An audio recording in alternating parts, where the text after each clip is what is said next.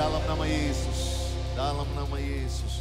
Ya, sambil berdiri kita akan baca ayat fondasi hari ini, to honor the word of God.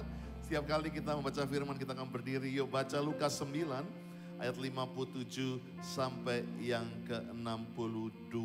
Baca dengan suara yang paling keras kece. 1, 2, 3. Ketika Yesus dan murid-muridnya melanjutkan perjalanan mereka, berkatalah seorang di tengah jalan pada Yesus, "Aku akan mengikut engkau, kemana saja engkau pergi."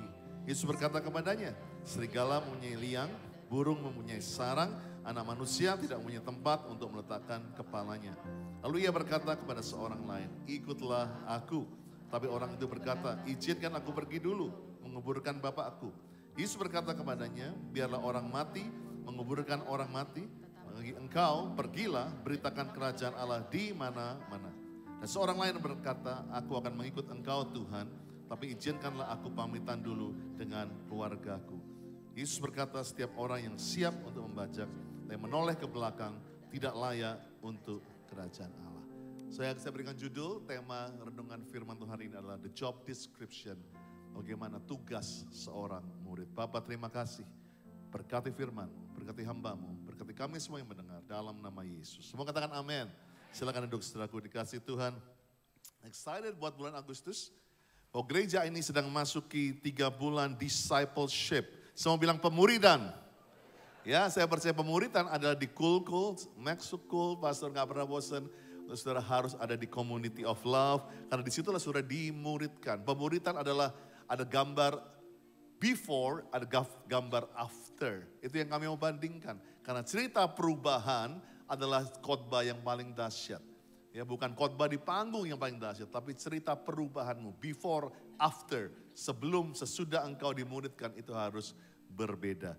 Dan gereja ini juga akan memuridkan the marketplace, orang-orang yang bukan hanya imam, tapi raja-raja yang Tuhan taruh di marketplace. Katakan amin. Jadi bagi saudara yang bekerja di sekuler, tanda kutip sekuler, yang dunia katakan, yang di bank, di sekolah, rumah sakit, government, entertainment, engkau bukan warga negara kelas 2 di sini, tapi engkaulah raja-raja yang punya hati imam.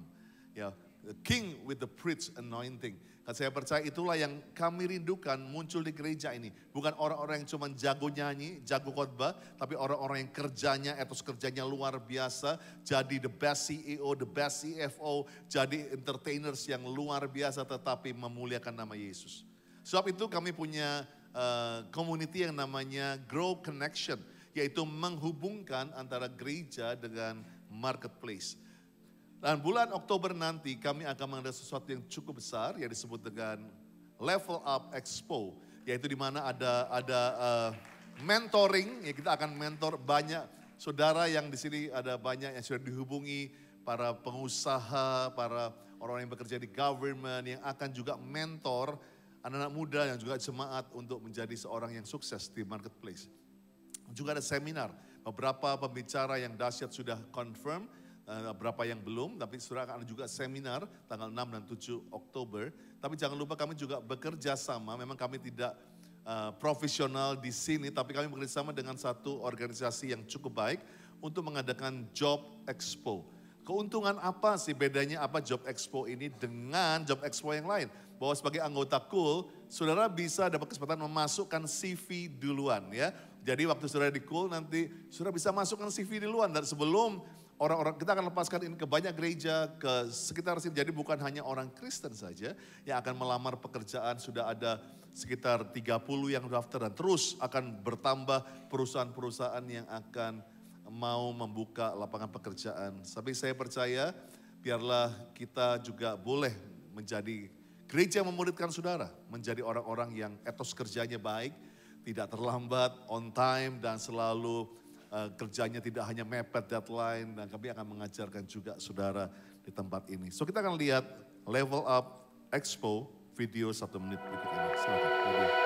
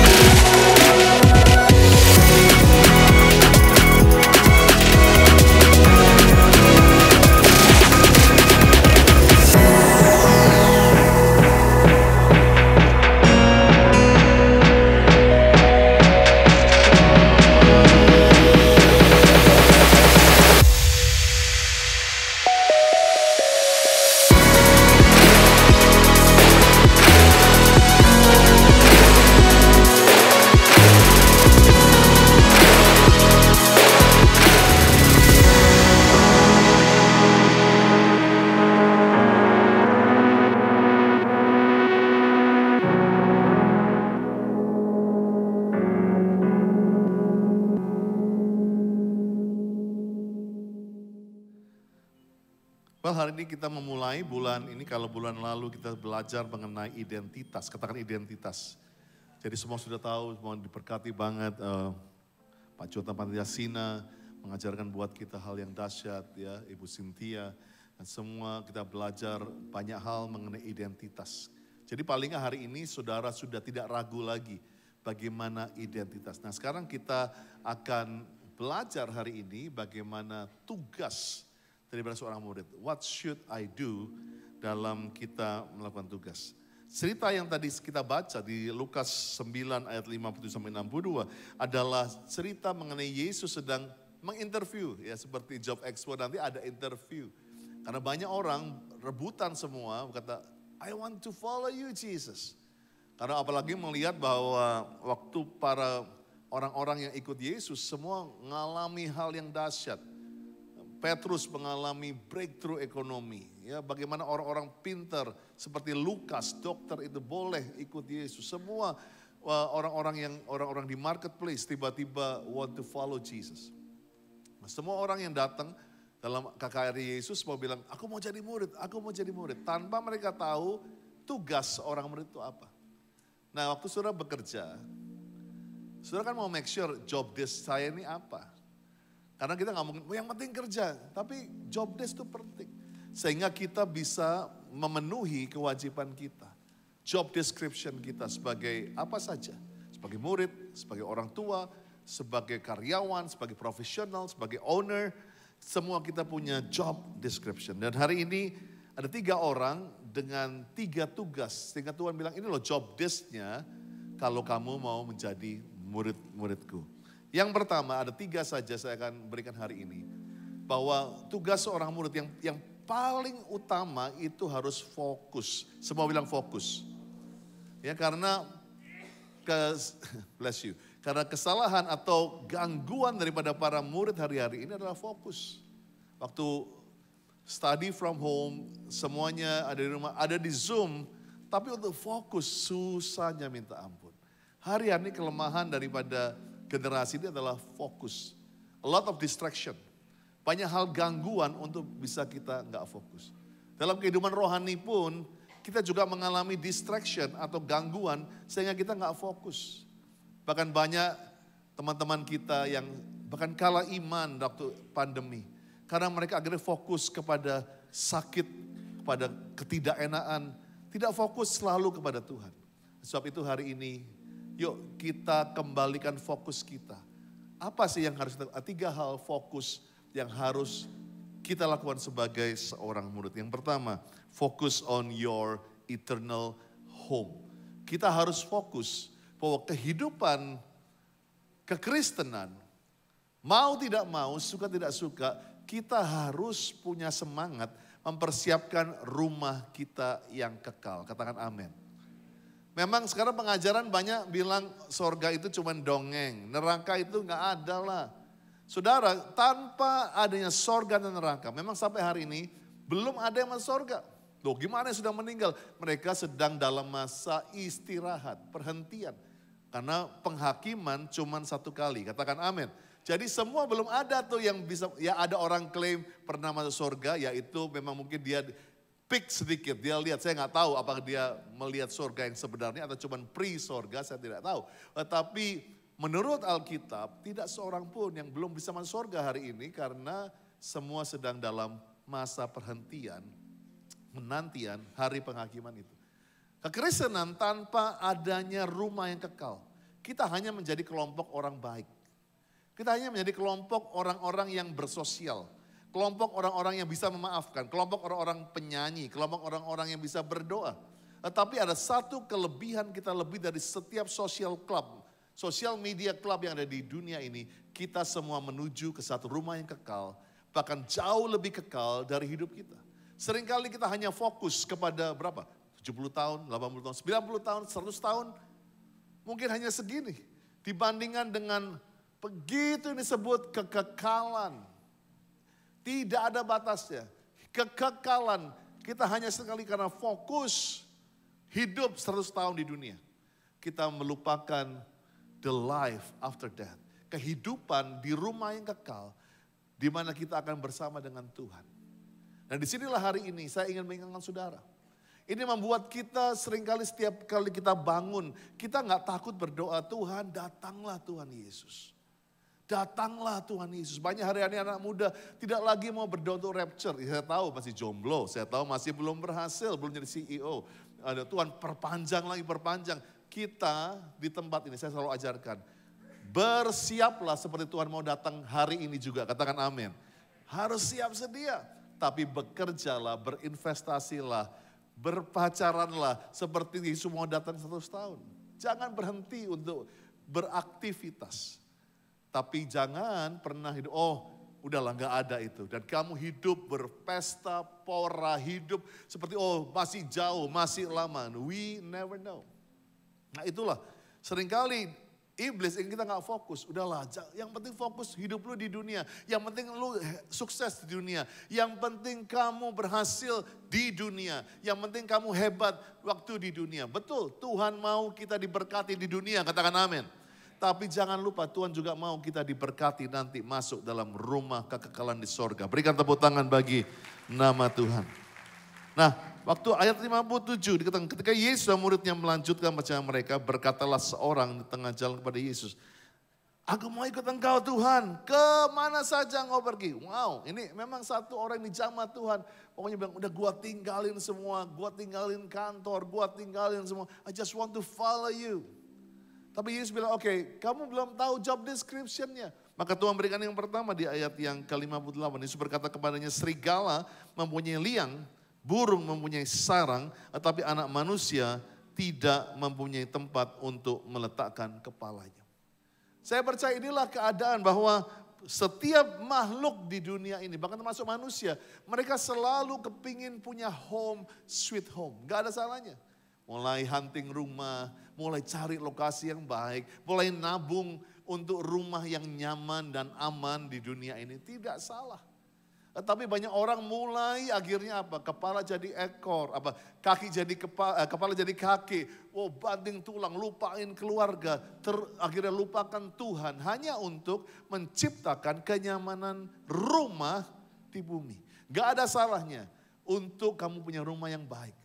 Tapi banyak orang akhirnya melupakan semuanya. Melupakan hubungan dengan istri dan anak. Melupakan semua hubungan dengan Tuhan hanya untuk kenyamanan. Maka Tuhan bilang, memang serigala punya tempat. Bahkan burung punya tempat. Tapi anak manusia gak punya tempat untuk meletakkan kepalanya. Sehingga hari ini saya mulai mengajak saudara.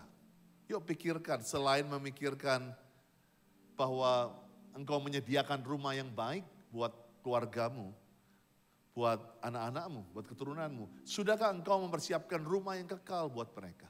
Sudahkah engkau mengajarkan bahwa ada kehidupan setelah kematian? Kalau kita tahu bahwa kita sedang menuju ke eternal home, kita mau menyampaikan ini kepada teman-teman kita. Kita dengan gampang bilang, come on, you have to receive Jesus. Karena cuma dialah jalan, kebenaran dan hidup. Cuman karena jalan itulah kita bisa mempunyai eternal home. Saya gak mau setiap yang dibaptis ini cuman karena mau menikah. Cuman karena sudah umur 12 tahun. Tapi waktu engkau dibaptis adalah tanda engkau lahir baru. Sebab bilang lahir baru. Kita dilahirkan baru. Dan Tuhan menciptakan kita dengan ciptaan yang baru. Sehingga kita boleh di tempat ini. Tuhan, aku mau nyaman di bumi.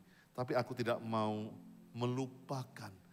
Kami harus juga mempersiapkan rumah yang kekal di sorga. Yohanes 13 ayat 36. Simon Petrus berkata kepada Yesus, Tuhan, kemana engkau pergi? Jawab Yesus, ke tempat aku pergi, engkau gak bisa mengikuti aku sekarang. Tetapi kelak engkau akan mengikuti aku. Saya percaya Tuhan bilang sekarang belum waktunya.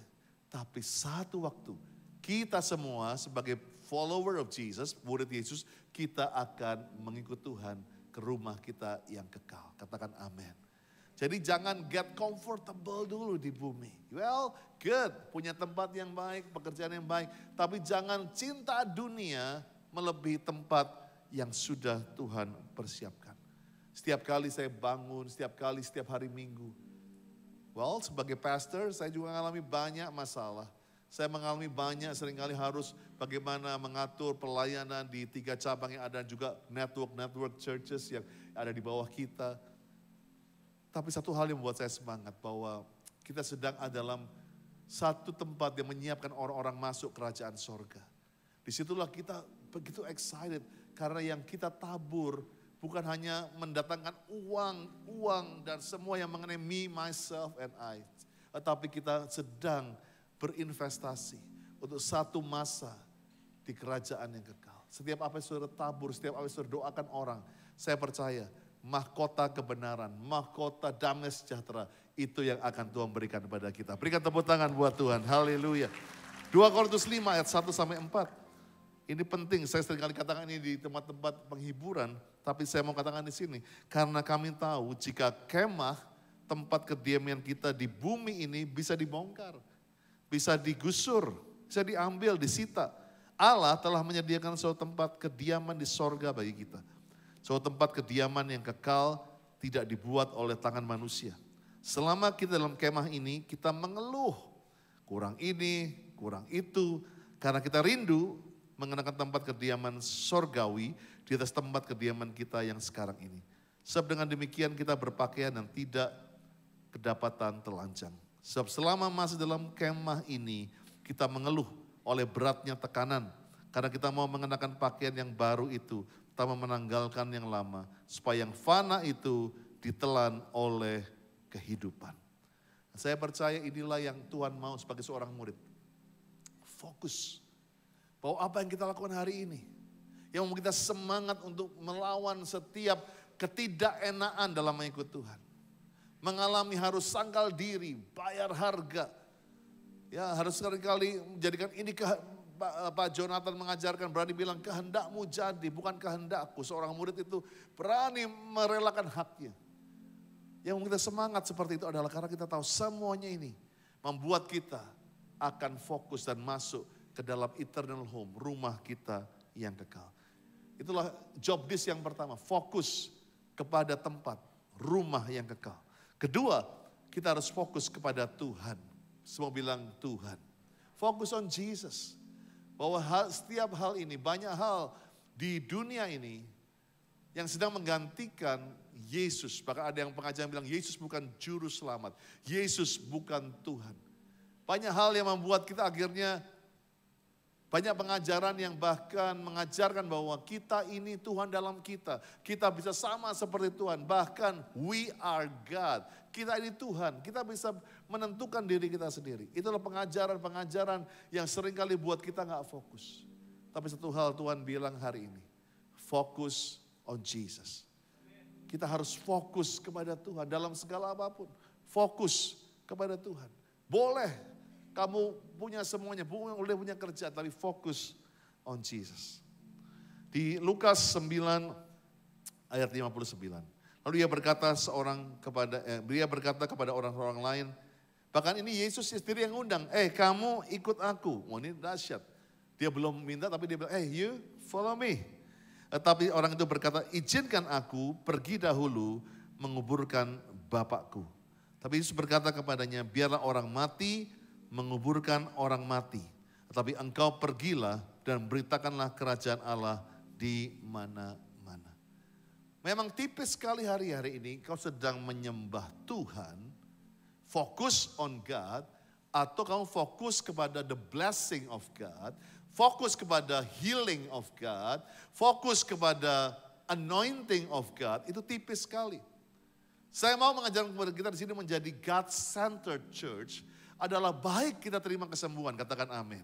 Baik kita terima berkat, baik kita terima pengurapan. Tetapi jangan pernah menggantikan Tuhan dengan setiap apa yang kita perlukan. Inilah yang sering kali membuat kita waktu no blessing, no God. No healing, no God. Ya kan? Sehingga waktu semuanya gak enak, ini bukan Tuhan ini. No, kita fokus on Jesus. Cari dulu kerajaan Allah, semuanya ditambahkan kepada saudara. Berikan tepuk tangan buat Tuhan. Haleluya. Nah, disinilah Tuhan mengajarkan, hati-hati.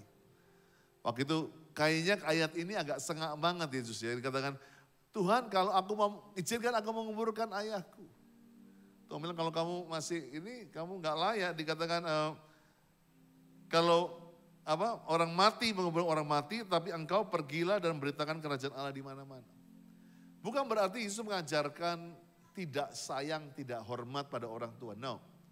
Tetapi ada satu hal yang saudara kalau baca secara ini, bahwa ini Yesus sedang berbicara mengenai kebudayaan orang Yahudi. Bahkan sebetulnya beberapa scholar bilang orang ini sebetulnya cuma ngetes. Papanya itu pasti belum mati. Atau mungkin sedang sakit mungkin ya. Karena kalau sudah mati 1 minggu itu dia nggak boleh ketemu orang.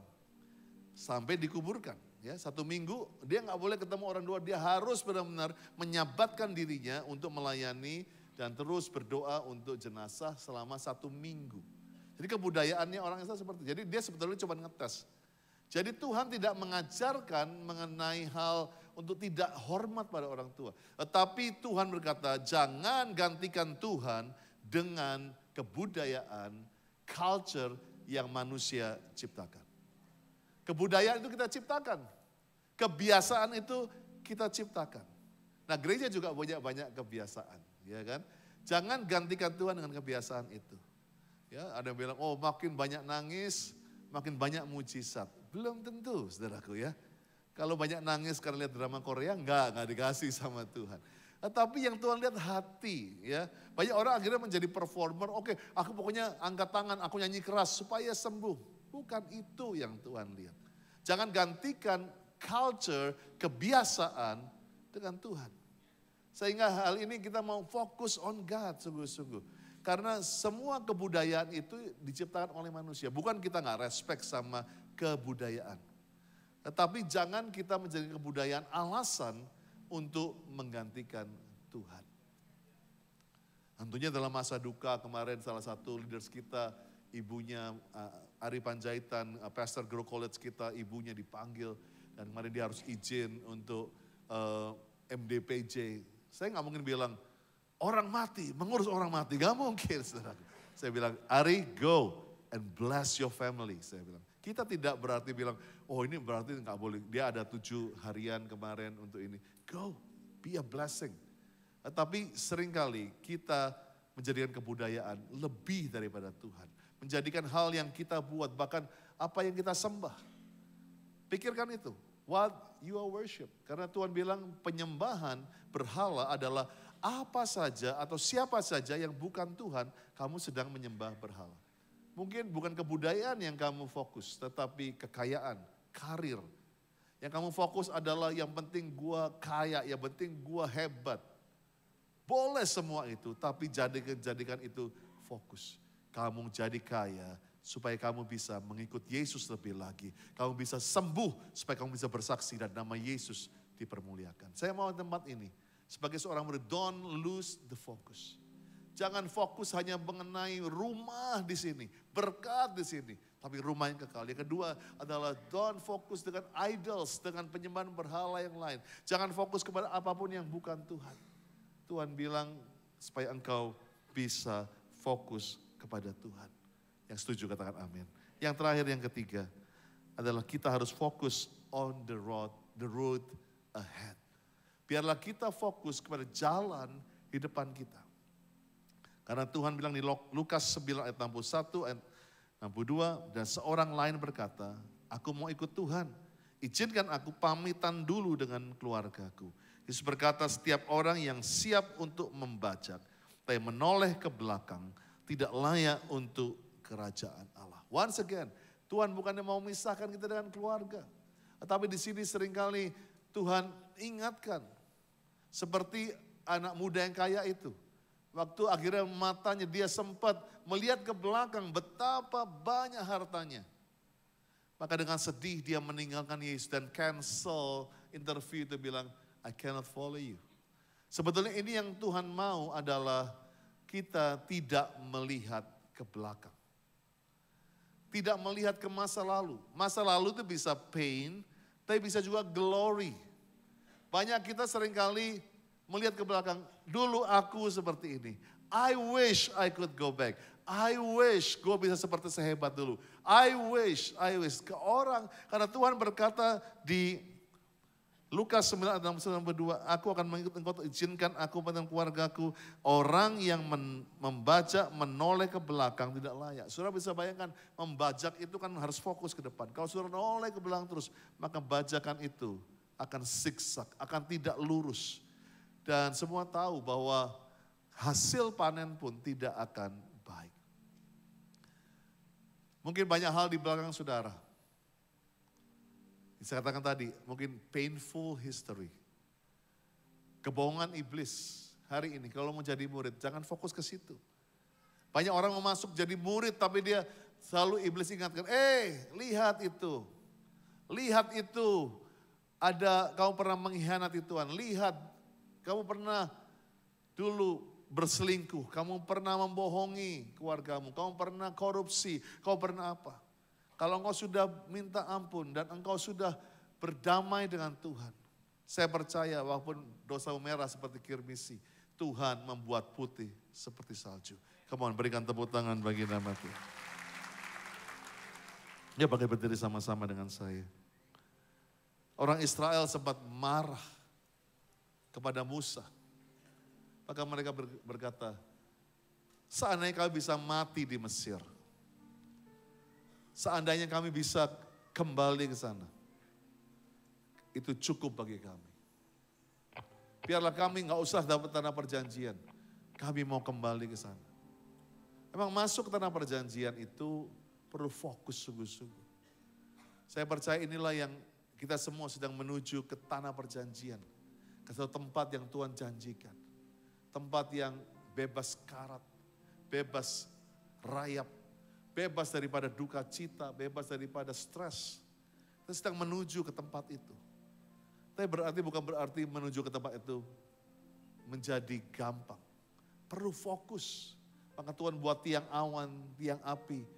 To follow the tracks menuju tanah perjanjian. Tetapi itu pun membuat mereka akhirnya gak fokus. Mereka sempat menggerutu. Mereka berkata percuma kalau begini. Dikasih mana gak cukup, dikasih burung puyuh gak cukup. Dikasih semua, ditunjukkan kemuliaan Tuhan, laut terbelah. Semua mujizat demi mujizat dikasih. Tapi itu tidak membuat mereka fokus kepada Tuhan. Bahkan satu generasi hilang di padang gurun. Saya mau hari ini, yuk kita menjadi murid yang baik. Inilah kerinduan pastor, bukan hanya menghasilkan orang-orang yang hebat di pelayanan. Tapi hebat di pekerjaan. Saya selalu bilang Tuhan biarlah beri kesempatan buat jemaat di tempat ini. Untuk menjadi orang-orang yang akan berdiri di depan raja-raja. Mempresentasikan setiap masterpiece dari kehidupan mereka. Tapi waktu ditanya, how come kamu bisa mendapat hikmat seperti itu? Dan mereka berkata, it's all about Jesus. It's all about Jesus. Saya percaya cerita suksesmu sebagai apa saja. Kalau engkau mengabarkan mengenai Yesus, itu orang akan mengikuti engkau. Begitu mudah sebetulnya untuk memuridkan orang lain. Yaitu bercerita mengenai Yesus. So hari ini, kalau engkau sempat kehilangan fokus. Engkau meninggalkan keluargamu. Bahkan engkau meninggalkan keselamatanmu hanya untuk rumah di dunia. Yuk balik lagi. Kamu masih bisa bernafas pagi ini, artinya Tuhan kasih kesempatan. Semua bilang kesempatan. Dan saya percaya inilah kesempatan sungguh-sungguh. Untuk kita boleh fokus kembali bahwa sukses di bumi harus diikuti dengan sukses dan luar biasa diberkati di sorga. Dan yang kedua, jangan pernah menggantikan Yesus Tuhan dengan apapun juga. Karena berhala di akhir zaman ini bukan mengenai patung dan mengenai jimat, ya selalu mengenai roh-roh kegelapan, tapi berhala yang paling susah yaitu apa? Dirimu sendiri. That's the idols yang harus kamu tekan. Itulah waktu fokus orang, aku mau disiplin, aku mau menyalipkan kedaginganku, aku mau menyalipkan diriku. Karena yang seringkali kita sembah diri kita sendiri. Iblis bisa ada di belakangnya. Tapi dimulai seringkali cinta akan diri sendiri. Itu membuat kita gak fokus sama Tuhan. Yuk kita tundukkan kepala kita sama-sama. Biar di bulan Agustus ini, tugas orang murid adalah fokus. Fokus. Karena Yesus berkata kepada Maria, yang sedang duduk di kaki Tuhan, fokus pada suaranya. Maria telah memilih bagian yang terbaik. Kita akan nyanyikan lagu Hidupku Adalah Penyembahan. Dan saya percaya waktu dengan pujian ini, boleh tanya, apakah hidupku ini mengenai kesembuhan? Hidupku hanyalah mengenai berkat. Tapi biarlah kita kembali kepada hari ini. Hidupku adalah penyembahan. Come on, worshipers. Ku tahu hidupku adalah penyembahan. Kau ciptakanku dalam kemuliaan-Mu.